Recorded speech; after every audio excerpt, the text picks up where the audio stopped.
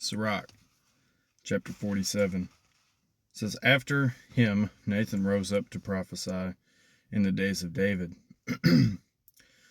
As the fat is set apart from the offering of well-being, so David was set apart from the Israelites. He played with lions as though they were young goats, and with bears as though they were lambs of the flock.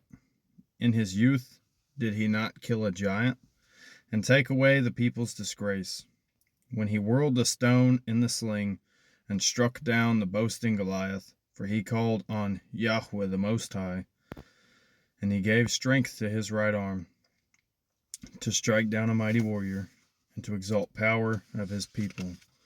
So they glorified him for the tens of thousands he conquered, and praised him for the blessings bestowed by Yahweh. And the glorious diadem was given to him, for he wiped out his enemies on every side, and annihilated his adversaries, the Philistines. He crushed their power to our own day. In all that he did, he gave thanks to the Holy One, the Most High, proclaiming his glory. He sang praise with all his heart, and he loved his Maker. He placed singers before the altar, to make sweet melody with their voices. He gave beauty to the festivals, and arranged their times throughout the year, while they praised Yahweh's holy name, and the sanctuary resounded from early morning. Yahweh took away his sins, and exalted his power forever. He gave him a covenant of kingship and a glorious throne in Israel. After him a wise son rose up, who because of him lived in security. Solomon reigned in an age of peace, because Yahweh made all his borders tranquil, so that he might build a house in his name, and provide a sanctuary to stand forever. How wise you were when you were young! You overflowed like the Nile with understanding. Your influence spread throughout the earth. You have filled it with proverbs having deep meaning. Your fame reached to far-off islands, and you were loved for your peaceful reign. Your songs, proverbs, and parables, and the answers you gave astounded the nations. In the name of Yahweh Almighty, who is called the Mighty One of Israel, you gathered gold like tin, and amassed silver like lead.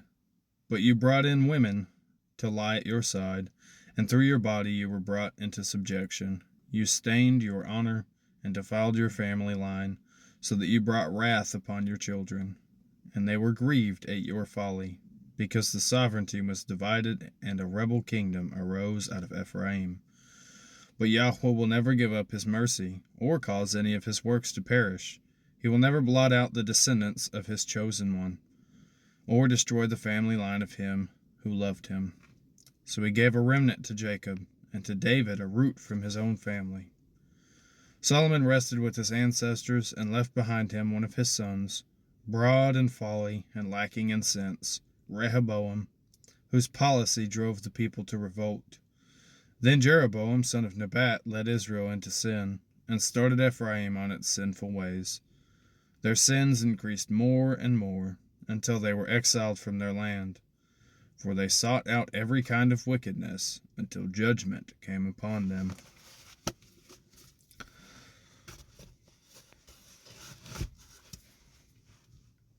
Sought out every type of wickedness till judgment came upon them. That's a recurring theme. As always, you guys fear the Most High. Keep his commandments. This applies to all mankind. Bless you guys and shalom.